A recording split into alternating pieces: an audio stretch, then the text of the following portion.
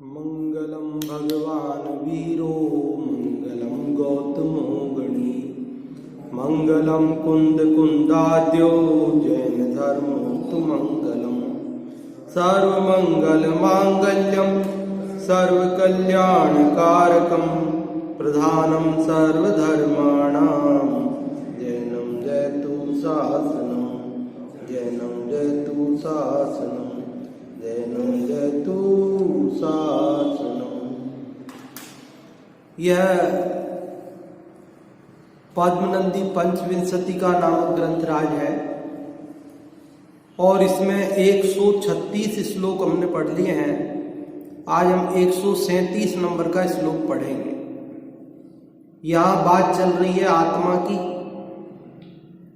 आत्मा कैसा है, कहाँ रहता है, उसको किसने देखा। तो उन्होंने कहा कि जिसको ये प्रश्न उठ रहे हैं वो आत्मा है। यद्यपि आत्मा अमूर्तिक है, शरीर में रहता है, आंखों से दिखाई नहीं देता, फिर भी मैं करता हूं, मैं जाता हूं, मैं खाता हूं, ये मैं उच्चारण से वह आत्मा स्पष्ट रूप से प्रकाशमान है।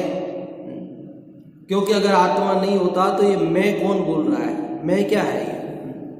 ये सारी चर्चा के बाद आत्मा कैसा है उसके संदर्भ में यह एक और श्लोक आया है जिसमें बता रहे हैं कि आत्मा कैसा है। देखो, व्यापी नैव शरीरेव यदसा वात्मा स्फुरत्यन्वहम् भूतानन्वयतो न भूतजनितो ज्ञानी प्रकृत्या यतः नित्येवाक्षणिकेऽथवा न कथमाप्यर्थक्रिया युज्यते तत्रैकत्वमपि प्रमाणदृढया भेदप्रतीत्याहतम्। व्यापी नैव, आत्मा के संदर्भ में कह रहे हैं कि वो व्यापी नहीं है। व्यापी मतलब सर्वव्यापी नहीं है। दुनिया में एक दर्शन ऐसा है जो ये मानता है कि आत्मा सर्वव्यापी है, लोकालोक में सब जगह फैल रहा है, पसर रहा है, रहता है। तो यहां कह रहे हैं जैनाचार्य कि आत्मा सर्वव्यापी नहीं है, शरीर में ही है। शरीर प्रमाण है, शरीर जितना छोटा बड़ा है, चींटी का तो चींटी के बराबर और हाथी का तो हाथी के बराबर होकर वो आत्मा रहता है। कितना बड़ा आत्मा होकर रहता है, जितना बड़ा शरीर है। 500 धनुष की काया है तो 500 धनुष की काया में फैल कर रहता है, और 7 हाथ की काया है तो 7 हाथ की काया में फैल कर रहता है। लोकालोक में फैलकर आत्मा नहीं रहता है। और उसके पीछे कहते हैं क्योंकि यहां शरीर में मारो, आग लगाओ, चोट लगे तो दर्द होता है ना, ज्ञान होता है उसका। लेकिन इसके बाहर इधर करो तो नहीं होता है। मतलब यहां ज्ञान है, यहां आत्मा है और वहां नहीं। अगर लोकालोक में सब जगह आत्मा पसर रहा हो, फैल रहा हो, रह रहा हो, तो हर जगह ज्ञान होना चाहिए ना, हर जगह दर्द होना चाहिए। यहां आग जलाएंगे तो यहां कोई जलन नहीं हो रही, पर यहां लगाओ तो जलन हो रही। इसका मतलब आत्मा यहां है और वहां नहीं। समझ में आ रही बात आपको? किसी ने ऐसे हमको डंडे से मारा और वो हम बच गए, यहां के निकल गया उसका डंडा, तो अपने को कोई तकलीफ नहीं हुई। और यहां वो अड़ जाता तो तकलीफ हो जाती। क्यों? क्योंकि यहां आत्मा है ना, तो वो महसूस करता है, सुख दुख का अनुभव करता है, और वहां आत्मा नहीं है तो सुख दुख का अनुभव नहीं करता। पहली बात समझ में आ गई। व्यापी नैव, व्यापी अर्थात सर्वव्यापी नहीं है। नहीं मतलब नहीं है। शरीर में ही यत जो असौ आत्मा, यह आत्मा स्फुरति रहता है प्रकाशमान में। अन्वहम भूतान अन्वयतो न भूत जनितो, और दूसरी बात कही न भूत जनितो, न मतलब नहीं, भूत जनितो अर्थात पंचभूत से उत्पन्न, कि पंचभूत से उत्पन्न नहीं हुआ है। एक दर्शन दुनिया में ऐसा है जो ये मानता है कि आत्मा पंच महाभूत से उत्पन्न होता है। अपन पहले पढ़ चुके हैं, अभी 2 श्लोक पहले ही तो पढ़ा है अपन ने, 2-3 श्लोक पहले, कि चारवाक दर्शन वाले मानते हैं कि पृथ्वी जल अग्नि वायु और आकाश, ये 5 तत्व मिल जाते हैं तो आत्मा उत्पन्न हो जाता है, अलग से आत्मा कोई चीज नहीं है। तो यहाँ जैन आचार्य कह रहे भैया ये आत्मा भूत जनित अर्थात पंच महाभूत से उत्पन्न, पृथ्वी जल अग्नि वायु आकाश से उत्पन्न नहीं हुआ है। प्रकृत्या ज्ञानी प्रकृत्या यतः, यतः मतलब क्योंकि यह आत्मा प्रकृत्या मतलब प्रकृति से स्वभाव से ही ज्ञानी है। पेज नंबर 84, पेज नंबर 84, श्लोक नंबर 137 की दूसरी लाइन पढ़ रहे हैं अपन। पहली लाइन में ये बात बताई थी कि आत्मा व्यापी अर्थात सर्वव्यापी नहीं है, शरीर प्रमाण है, क्योंकि वहां वह महसूस होता है, सुख दुख का अनुभव करता है और उसके बाहर सुख दुख की अनुभूति नहीं होती है। और दूसरी बात कही उन्होंने, न भूत जनितो, पंच महाभूत से उत्पन्न नहीं हुआ है, क्योंकि वह तो स्वभाव से ही ज्ञानी है। और ये जो भूत है, पंच महाभूत है, ये जड़ है, पृथ्वी जल अग्नि वायु आकाश, इनमें ये ज्ञान नहीं है। ये मिट्टी पानी, ये जो हवा, ये जो है स्वभाव से, जब ये 5 मिल जाएंगे तो आत्मा में ज्ञान कहां से आ जाएगा, ज्ञान कहां से उत्पन्न हो जाएगा, क्योंकि जड़ से ज्ञान उत्पन्न नहीं होता। कितने भी जड़ पदार्थ मिले और मिलकर के ज्ञान उत्पन्न हो जाए, ऐसा 3 काल में संभव नहीं है। तो यहां भी कह रहे कि आत्मा स्वयं ज्ञानी है, इसलिए वो अलग चीज है और पंच महाभूत अलग चीज है, क्योंकि जड़ों के मिलने से चेतना उत्पन्न नहीं हो सकती। अब तीसरी बात, नित्य वा अथवा क्षणिके, क्षणिक अथवा न कथमपि, नहीं है कथमपि कैसे भी। आत्मा को कोई नित्य मानते हैं सर्वथा, और कोई सर्वथा क्षणिक मानते हैं। इसलिए यहां कहा कि आत्मा को सर्वथा नित्य भी नहीं माना जा सकता और आत्मा को सर्वथा क्षणिक भी नहीं माना जा सकता, अन्यथा अर्थ क्रिया न युज्यते। फिर क्या होगा कि अर्थ क्रिया नहीं होगी। अर्थ क्रिया मतलब कोई भी काम नहीं हो सकेगा, क्योंकि जो सर्वथा नित्य हो, कूटस्थ नित्य, जिसमें कभी कोई बदलाव हो ही नहीं, तो उसमें क्रिया कैसे होगी।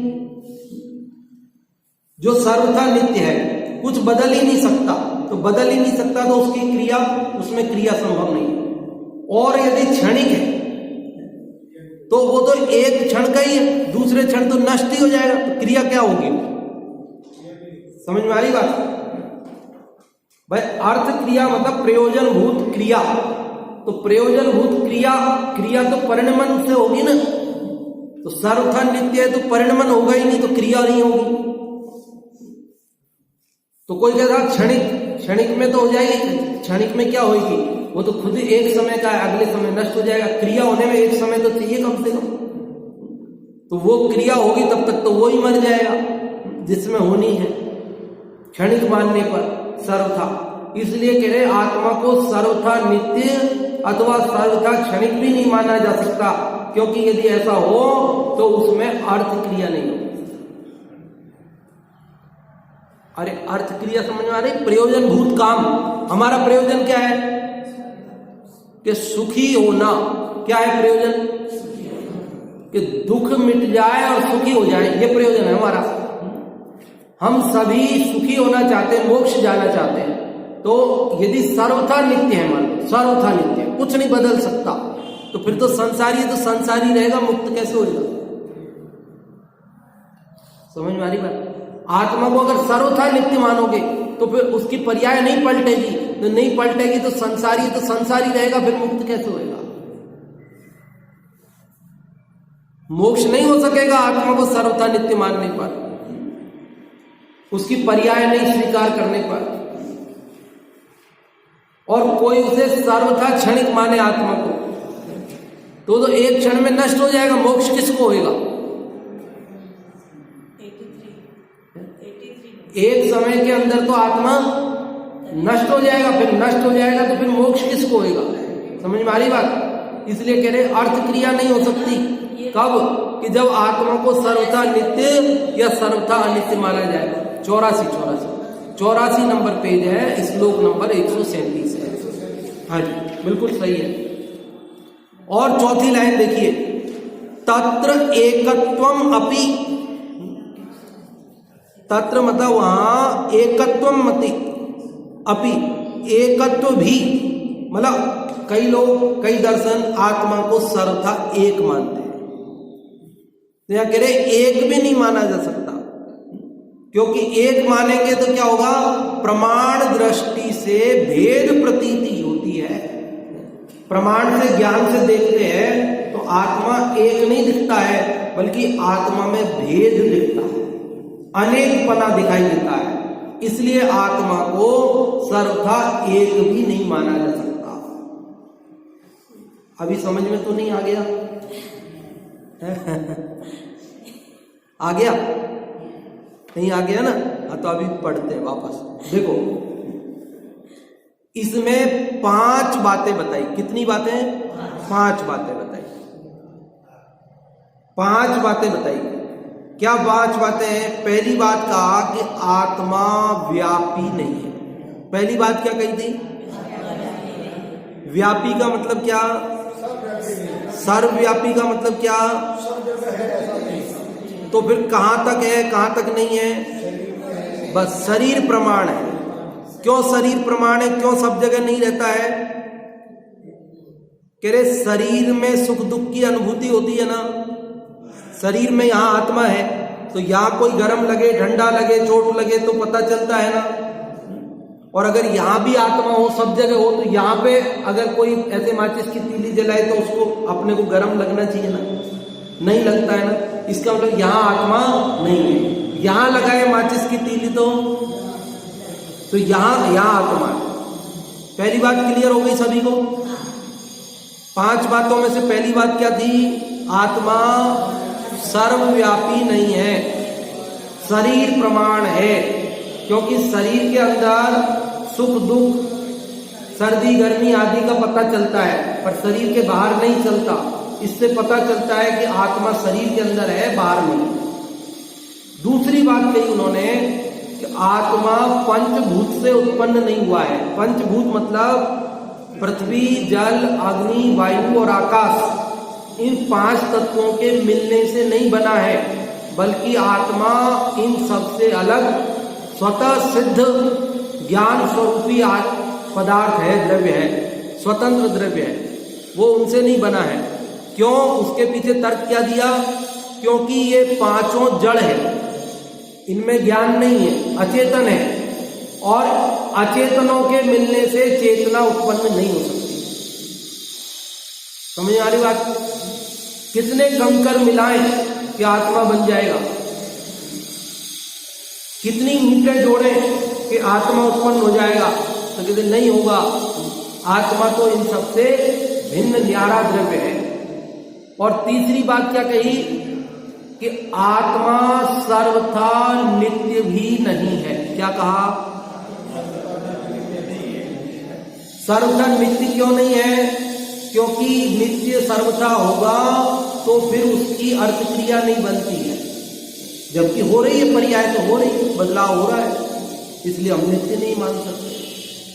चौथी बात कही कि आत्मा को सर्वथा क्षणिक नहीं माना जा सकता, क्योंकि सर्वथा क्षणिक मानेंगे तो भी अर्थ क्रिया नहीं बन सकती, क्योंकि एक समय में नष्ट हो जाएगा तो अगले समय रहेगा ही नहीं, तो क्रिया किसकी?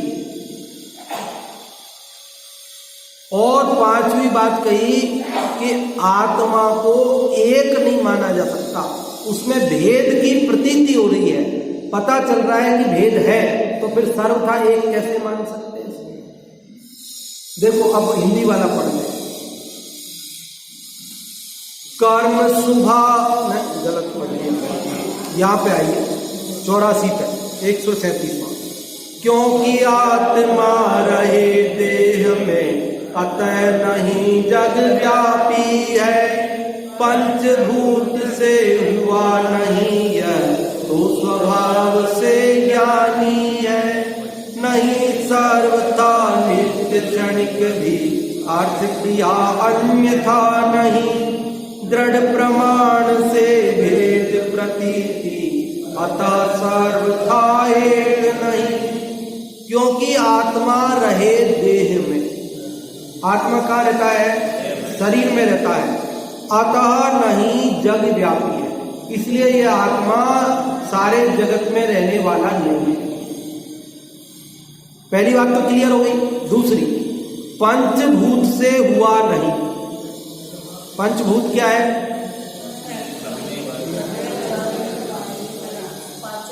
मिट्टी, पानी, हवा, आग और खाली स्थान, ये पांच पंचभूत।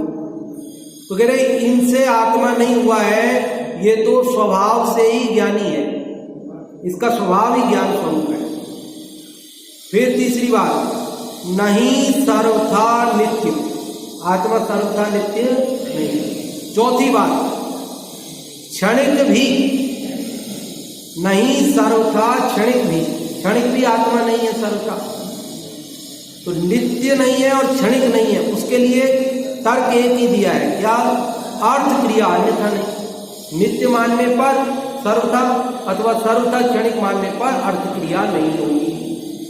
और पांचवी बात, दृढ़ प्रमाण से भेद प्रतीति अतः सर्वथा एक नहीं। प्रमाण से भेदों की प्रतीति होती है, भेद ज्ञान में आते हैं, इसलिए आत्मा को सर्वथा एक भी नहीं माना जा सकता। अर्थ पढ़ता हूं थोड़ा, फिर अन्य कौन कौन मत ने ये बात मानी है वो भी बात थोड़ी सी करेंगे। यह आत्मा निरंतर शरीर में ही रहता हुआ मालूम पड़ता है, इसलिए वह व्यापक नहीं है। पहली बात क्लियर हो गई।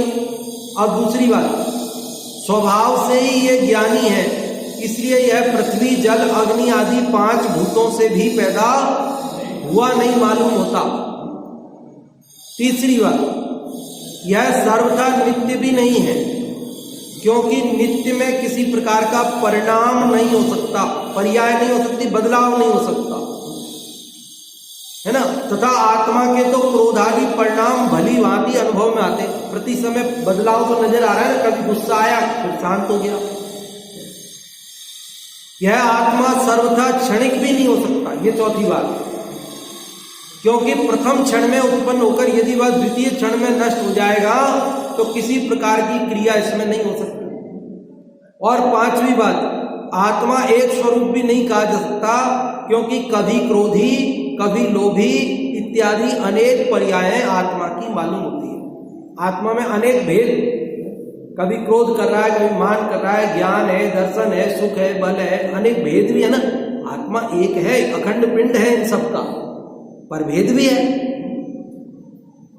एक अपेक्षा से भेद है और एक अपेक्षा से एक है, लेकिन कोई उसको सर्वथा एक माने तो भेद भी तो दिख रहा है ना, तो सर्वथा एक नहीं माना जा सकता। अब ये पांच बातें किस किस धर्म ने, किस किस दर्शन ने मानी है? तो कह रहे हैं कि ये जो पहली बात है कि आत्मा सर्वव्यापी है, ये नैयायिक मत का सिद्धांत है। कौन से मत का? नैयायिक। 6 दर्शन आपको मुख्य बताए थे, जो वैदिक दर्शन है, और 3 दर्शन जैन दर्शन, बौद्ध दर्शन और चार्वाक दर्शन, ऐसे 9 दर्शन भारत में माने। तो उन 9 दर्शन, देखो भारतीय दृष्टिकोण कितना उदार है, चार्वाक को भी दर्शन मान रहे हैं। अब दर्शन जैसी क्या चीज है उसमें? वो तो कह रहा खाओ पियो मौज करो, आत्मा नाम की कोई चीज नहीं है, ना नरक है, न स्वर्ग है, न पुण्य है, न पाप है, न इहलोक है, न परलोक है, कुछ भी नहीं है। तो उसको ऐसे खिल्ली नहीं उड़ाई आचार्यों ने, ये नहीं कहा है भाग जा तू तो पागल है, मूर्ख है, तेरी क्या बात माने, तेरा कोई धर्म है, तेरा कोई दर्शन है, चल चल तू हट, तेरी काउंटिंग नहीं होगी धर्म दर्शनों में। भारतीय दर्शनों ने उसको ऐसी खिल्ली नहीं उड़ाई इसकी, बल्कि यूं कहा ठीक है कोई बात नहीं, तेरी ऐसी मान्यता है, आजा बैठ, तेरे को भी समझाएंगे, आजा। 8 दर्शनों के साथ एक 9वां दर्शन तू भी है, चल तेरी मान्यता है ना कि आत्मा नहीं है, पुण्य पाप नहीं है, स्वर्ग नरक नहीं है, कुछ भी नहीं है, कोई बात नहीं, तेरी ऐसी मान्यता है, चल आजा। अब तेरी बात की समीक्षा करते हैं। इतना धैर्य है हमारे अंदर, कोई आदमी कुछ भी कह दे, कुछ भी कह दे, कुछ भी कह दे, XYZ कुछ भी कह दे बोले, तो अपने को क्या करना, ठहर भैया कोई बात नहीं, तूने जो कहा अभी देखते विचार करते, तेरी बात गलत होगी तो गलत कह देंगे, सही होगी तो सही कह देंगे, पर अभी रुको थोड़ा विचार करते हैं। इतना धैर्य तो होना चाहिए हमारे अंदर, लेकिन हमारे अंदर तो धैर्य नहीं है। हमारी मान्यता के विपरीत एक शब्द कोई बोल देवे तो हम 1 सेकंड में उसका बहिष्कार कर दें, चल हट भाग यहां से और जैनाचार्य नहीं, पूरा भारतीय वाङ्मय चारवाक को दर्शन मान रहा है। चारवाक जैसे नास्तिक को भी दर्शन की श्रेणी में बिठाया, उसको दर्शन की श्रेणी में, हाँ आजा भैया तेरी जो मान्यता है विचार कर लेंगे ना, विचार करने में क्या दिक्कत है, तूने कहा तेरी बात सही होगी तो हम मान लेंगे, और तेरी बात गलत होगी, हमारी सही होगी तो हमारी तू मान लेना, बैठ बात करते हैं तेरे से, तेरे को जो कहना है तू कह दे, हमको कहना है वो हम कहेंगे। इतना धैर्य तो हो हमारे अंदर कि कोई आदमी हमारे विरुद्ध बात करे, हमारी निंदा करे, कुछ भी करे तो भैया आजा भैया ठीक है, तेरा कहना क्या है सुन लेते हैं, अब हमारी बात तू सुन ले भैया, ठीक है तूने कहीं से सुनी समझी, जैसी भी तेरे को लगी, सही है गलत है, पर विचार करेंगे तभी तो ना, तेरे पक्ष तू रख, हम सुनेंगे तेरे तर्क, और हमारे तर्क तू सुन, तू भी धैर्य रख, और हमारी बात सही हो तो तू हमारी मान लेना, और तेरी सही होगी तो हम तेरी मान लेंगे, उसमें क्या दिक्कत है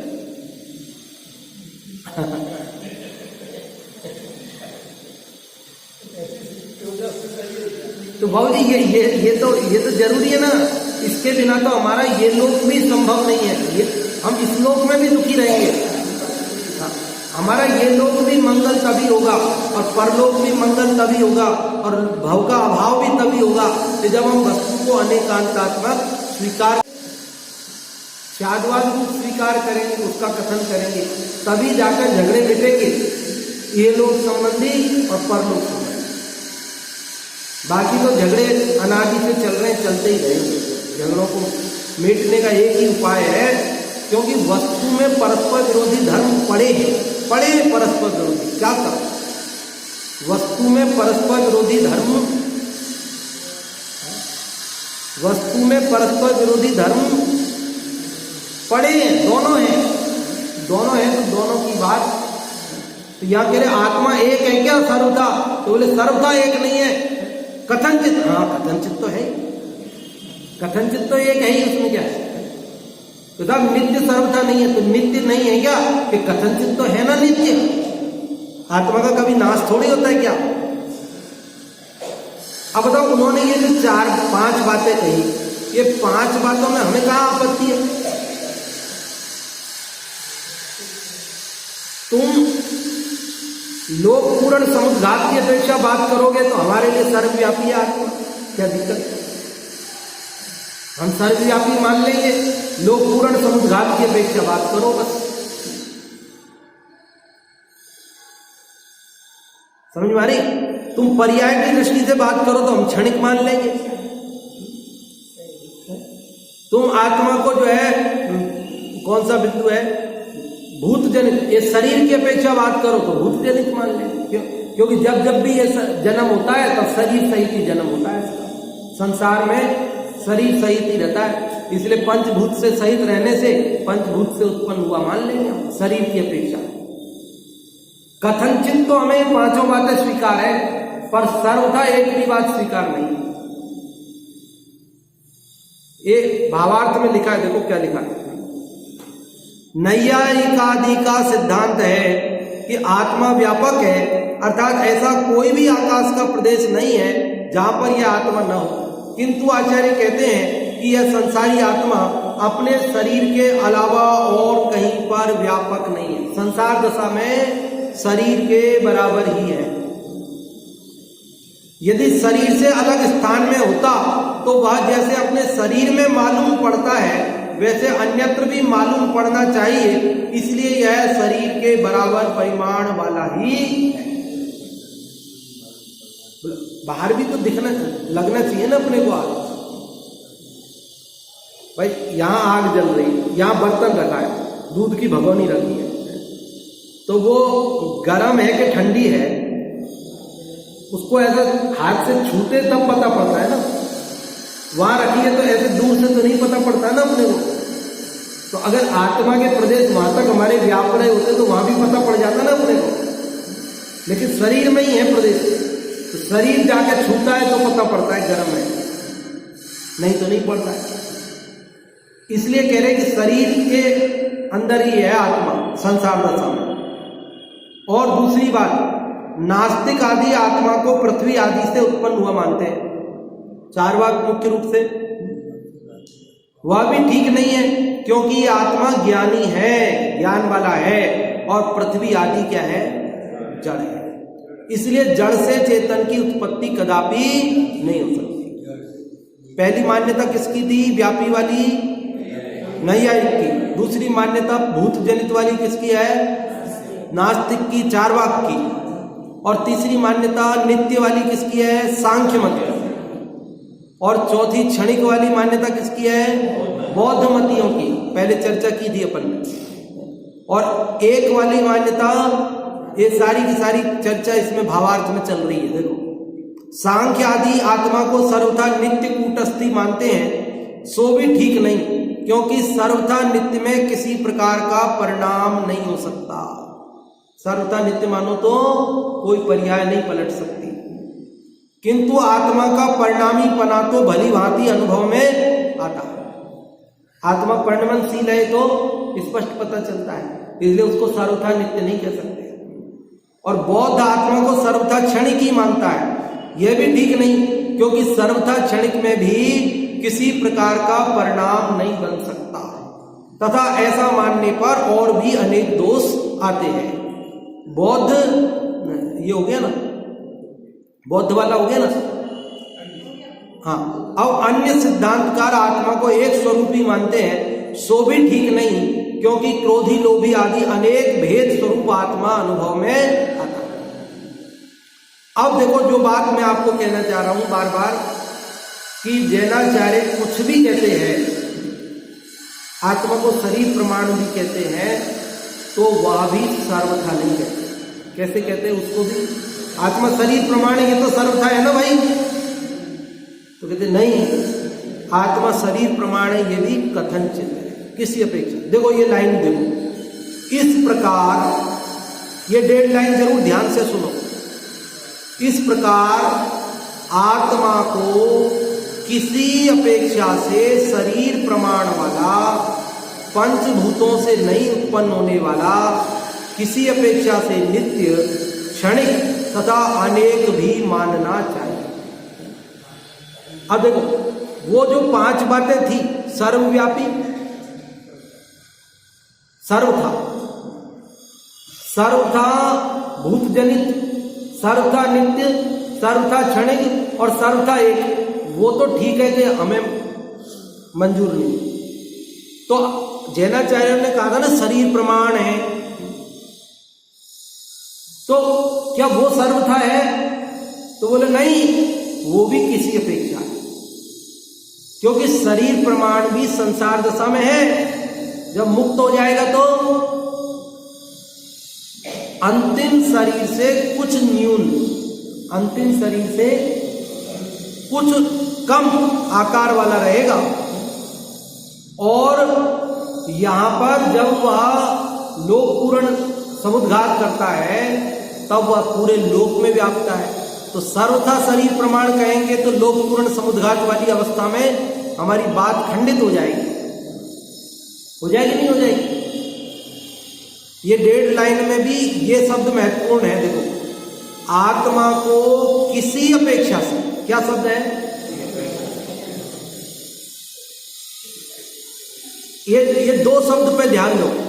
किसी अपेक्षा से, किसी अपेक्षा से शरीर के परिमाण वाला, पंचभूतों से नहीं उत्पन्न होने वाला, पंचभूतों से नहीं उत्पन्न होने वाला, ये भी किसी अपेक्षा से। ये किसी अपेक्षा सबके साथ लगा हुआ है। आदि दीपक है, शुरू में लगा दिया ना, सबके साथ लगाना है। किसी अपेक्षा से नित्य, ये वापस लगा दिया किसी अपेक्षा, ठीक है। और किसी अपेक्षा से क्षणिक तथा किसी अपेक्षा अनेक भी मानना चाहिए।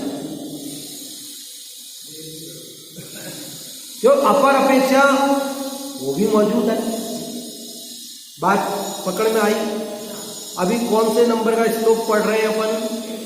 137 नंबर का। कितने नंबर का?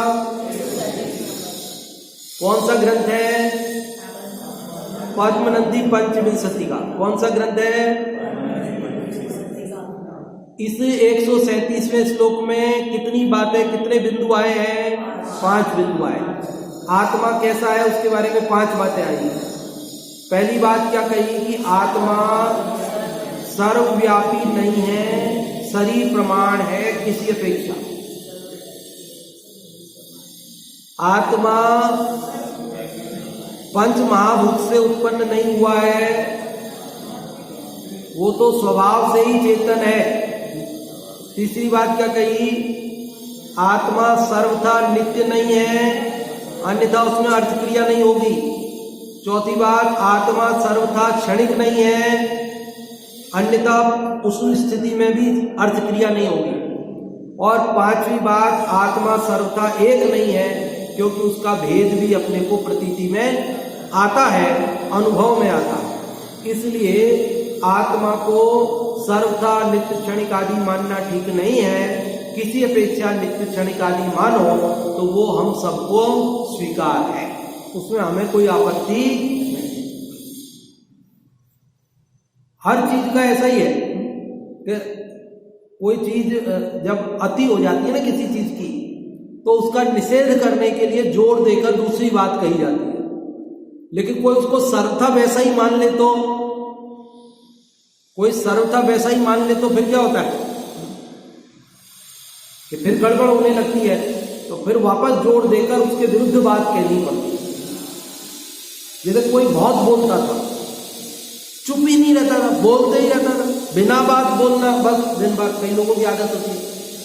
तो उसको कहा कि तुम मौन रहो, बोलो मत। क्या कहा उसको? बोलो मत, बहुत बोलते हो, चुप रहा करो। मौन का बहुत महत्व है। बोलने से शक्ति, एनर्जी नष्ट होती है। मौन रहो, शक्ति संचित रहती है। अब उसने कहा ठीक है साहब, आपने कहा तो मैं अब मौन रहूंगा, अब मैं नहीं बोलूंगा साहब, मैं बहुत बोलता हूँ, आपकी बात सही है, अब मौन रहूंगा, उससे शक्ति संचित रहेगी। आपने कहा। अब क्या हुआ कि आग लग गई घर में, घर में आग लग गई। अब वो तो बोले नहीं,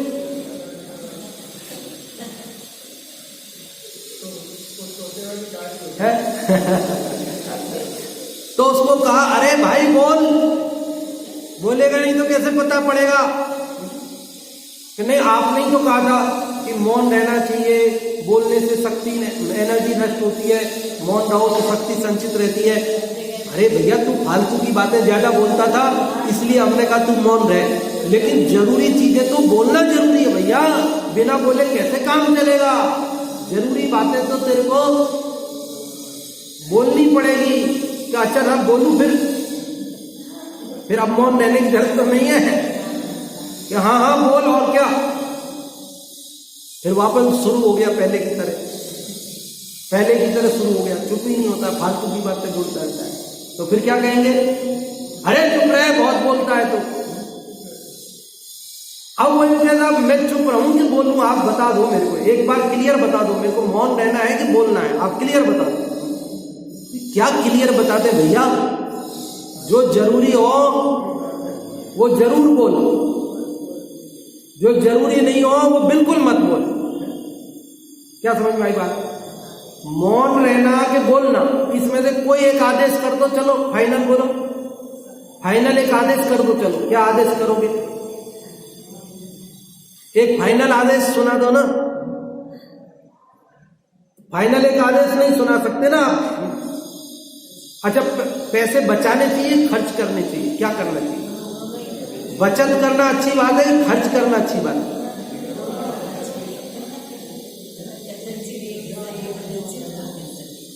कोई आदमी फिजूल खर्ची करता है, यूं खर्च करता रहता है, आमद से ज्यादा खर्च करता है, तो उसको बचत का महत्व बताते हैं।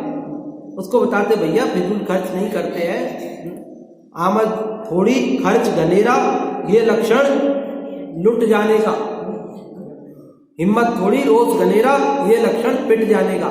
इसलिए भैया ज्यादा बचत का महत्व बता। अब वो बचत करने लगे, अब खावे नहीं, बीमार हो जाए तो इलाज नहीं करावे, कोई कहीं जरूरत हो तो वहां देवे नहीं। बोले साहब आपने बताया बचत करना है, खर्च नहीं करना है, तो अब मैं खर्च नहीं करता हूँ, अब जो सब आता है सब जोड़ के रख देता हूँ, बचत करता हूँ। अरे है तो बोले भाई ये पैसे का क्या करेगा, तेरी आयु पूरी हो जाएगी, ये पड़ा रह जाएगा, काम क्या आएगा ये? जब तेरे को भूख लगी है तो खर्च कर, पेट भर। तेरे को कपड़ा चाहिए तो कपड़ा ले, तेरे को दूसरे को देने का परिणाम आया तो दे दे, तेरे रोग हो गया तो औषधि खरीद ले। तो सब खर्च करना है, फिर खर्च करना है। आप कह रहे थे खर्च नहीं करना है, फिजूल खर्च नहीं करना है, तो वापस वही सब फिजूल खर्ची चालू। तो फिर वापस उसको समझाया। अब वो कहता था एक बात बता दो, खर्च करना है कि नहीं करना है, मेरे को एक बात बता दो बस।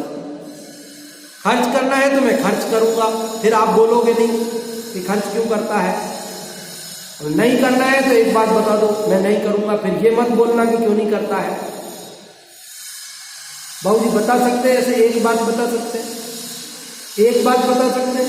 नहीं बता सकते भैया। जहां जरूरत है जरूर कर, जहां नहीं जरूरत है बिल्कुल मत कर, सीधी सी बात है। तो ऐसे ही आत्मा नित्य है कि क्षणिक है? क्योंकि नित्य भी है क्षणिक भी है। कि एक बात बता दो, कि एक कैसे बता दे?